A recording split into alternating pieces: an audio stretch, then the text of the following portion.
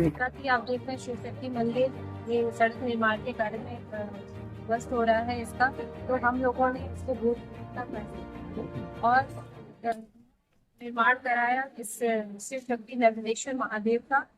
यहाँ पे बहुत ही अलौकिक चीजें हैं जो पूरे यूपी में अपने मूर्तियाँ देखने को नहीं मिलेंगी। नर्मदा नदी की मान्यता है कि वहाँ का हर कंकड़ संकर होता है और ये नर्मदेश्वर महाराज वहीं से लाए गए हैं और 21 इंच के नर्मदेश्वर हैं। पूरी प्रतिमा बहुत अच्छी है, ये ज्योतिर्लिंग के की समान है। इसके दर्शन मात्र से ही सारी दुख कष्ट दूर हो जाते हैं। तो ये दिमाग में मेरे ये आया कि अगर बहुत लोग होते हैं जो प्रभु तक नहीं पहुंच पाते हैं, तो ना प्रभु को ही अपने शहर में लाया जाए। और ये ईश्वर की विशेष कृपा है कि ये सौभाग्य हम लोगों को प्राप्त हुआ।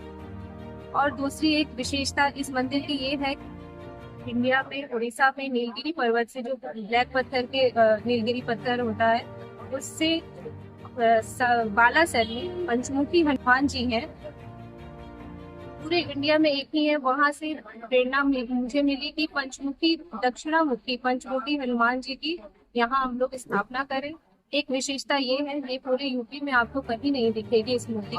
आज क्या कुछ कार्यक्रम है पूरे मंदिर के प्रथम जो कार्यक्रम था कलश यात्रा, बिना प्रभु की सहमति से, बिना किसी सरोवर से जल लिए हम प्रभु के कोई भी कार्य शुरू करने से पहले प्रभु के आशीर्वाद लेते हैं। तो प्राचीन विष्णु मंदिर से हम लोगों ने सारी महिलाओं ने कलश यात्रा प्रारंभ की, जिसमें हमारे शहर की मुख्य महिला मोर्चा की भी महिलाएं और पार्षद सभी महिलाओं का बहुत सहयोग रहा। यहाँ पे 108 तीर्थों का जल महाकुंड में मिलाया गया। वहां से कलशों में सारी औरतों ने, करीब 108 औरतों से भी ज्यादा आप लोगों ने देखा होगा कि सारी औरतें पदयात्रा की थी।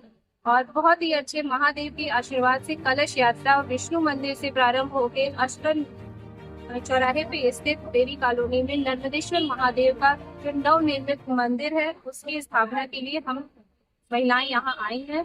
और आगे ये 3 दिन का कार्यक्रम, आज कलश स्थापना के बाद पूजन स्टार्ट होगा। उसके बाद कल जो है महादेव और सारी कोठियों, अन्नादिवास, जलादिवास और सारी अन्नादिवास में सारे अन्न से उनको ढका जाएगा। जलादिवास में उनको 14 घंटे तक पानी को मूर्तियों में रखा जाएगा। उसके बाद से परसों यानी कि 8 जुलाई को नगर भ्रमण का कार्यक्रम है, जिसे यहाँ से शुरू करके यहाँ के प्राचीन 5 मंदिरों से महादेव को हम लोग घुमा के, सारी मूर्तियों को घुमा के अपने शहर से नगर भ्रमण करा के फिर यहाँ उनकी प्राण प्रतिष्ठा का। अच्छा, आपकी कोई संस्था भी है जिसके दिन ये पूरा कार्य कर रहा है? जी, संस्था गतिमान सनातन धर्म ट्रस्ट है और ये सिर्फ अभी महादेव के नाम से अभी शुरू की गई है। और तो जुड़ना चाहे तो किस तरह से जुड़ सकता हूँ? मेरा प्रथम जो महत्व है वो सनातन की ओर मैं चाहती हूँ कि ज्यादा से ज्यादा महिलाएं पुरुष अपने धर्म को पहचाने और धर्म के साथ साथ जो अपना इतिहास है, पुरानी चीजें हैं जो हम लोग भूल आए हैं, इसीलिए हमें नर्मदेश्वर को लाना पड़ा। नर्मदा नदी से वहाँ प्राचीन ओंकारेश्वर जो है वो उसी का रूप है। बाकी हनुमान जी को, ताकि ये इतिहास, मुझे नहीं लगता है कि अभी तक किसी को, कोई भी, आप लोग भी ब्लैक पत्थर की यानी कि नीलगिरी पत्थर के पंचमुखी हनुमान जी का दर्शन किया होगा आप लोगों ने। तो ये सौभाग्य मिला, तो मैं सोची कि क्यों ना अपने गोरखपुर वासियों के लिए भी कुछ किया। नहीं, आप गोरखपुर वासियों के लिए बहुत बेहतर कर रही हैं। जैसा कि आपने बताया कि ये मंदिर आपने गोद लिया है, क्या इस मंदिर निर्माण में और किसी का सहयोग प्राप्त हुआ आपको, कि आप अपने मतलब धन से आप इस चीज को निर्मित किया है? नहीं, सहयोग प्राप्त हुआ है, लेकिन श्रम रूप में, धन रूप में सिर्फ हम लोगों ने ध्यान दिया है। और मैं खुद मूर्ति के लिए जयपुर गई, उड़ीसा गई, उसके बाद से राजस्थान गई दुर्गा जी के लिए। तो ये जो कार्यक्रम थी, ये जिसकी रूपरेखा करीब 8-9 महीनों से चल रही थी। और मैं पति के सहयोग से, विनोद कुमार सिंह जो रेलवे में कार्यरत है, सहयोग से हम लोग आज इस दिन को कर पा रहे हैं। आप सनातन के लिए जो आपने ये उत्थान किया है बहुत सराहनीय है। क्या आप कहना चाहेंगी हमारे पूर्वांचल के वासियों को, क्या संदेश देना चाहती हैं? और इस मंदिर की जो आपने विशेषता बताया, इसके दर्शन से उन्हें क्या लाभ प्राप्त होगा? इसके दर्शन से अब प्रभु में प्राण प्रतिष्ठा हो जाए, ये कार्यक्रम संपन्न हो जाए। मैं यही चाहती हूँ कि जो लोग नहीं वहाँ तक पहुँच पाते, उनकी विशेषता है ये है कि इनके दर्शन मात्र से ही सारे दुख कष्ट दूर हो जाते हैं।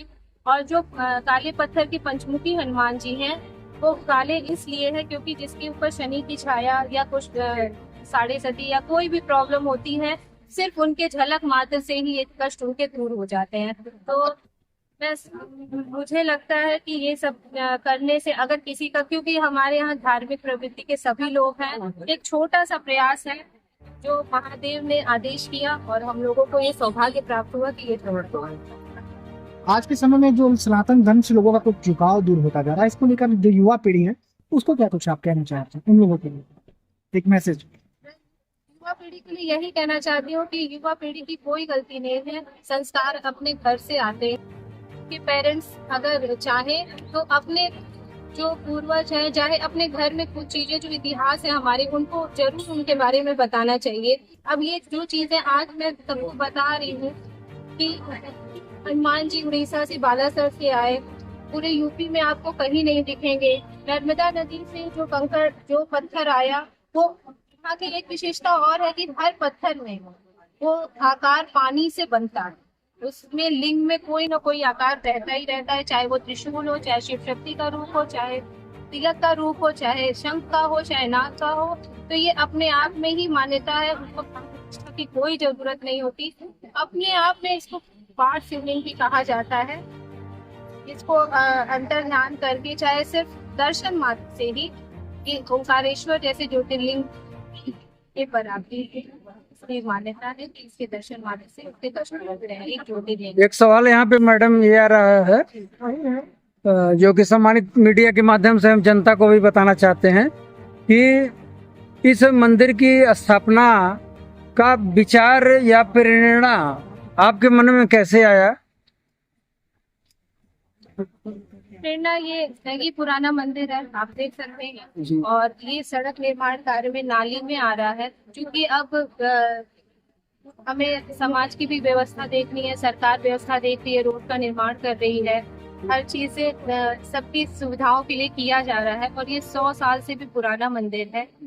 तो महादेव यहाँ खुद वास करते हैं, बहुत प्राचीन है, हम लोग नहीं जानते, हम लोग को बस सौभाग्य मिला है। लेकिन जब ये टूट रहा था तो यहाँ के लोगों ने कहा कि हम लोग की श्रद्धा इससे जुड़ी हुई है, उसके लिए किसी को तो आगे आना पड़ेगा। लेकिन सबके पास न उतनी क्षमता नहीं होती है, किसी के पास क्षमता होती है तो उसके पास श्रम नहीं होता है, किसी के पास दिमाग होता है। तो यहाँ जो सारी चीजें हुई हैं वो सभी के सहयोग से हुई हैं, लेकिन श्रम रूप में, धन के रूप में हम लोगों ने साथ दिया। और ये महादेव का ही आदेश था कि उन्होंने हम लोगों को चुना इसके। ठीक है, ठीक, थैंक यू।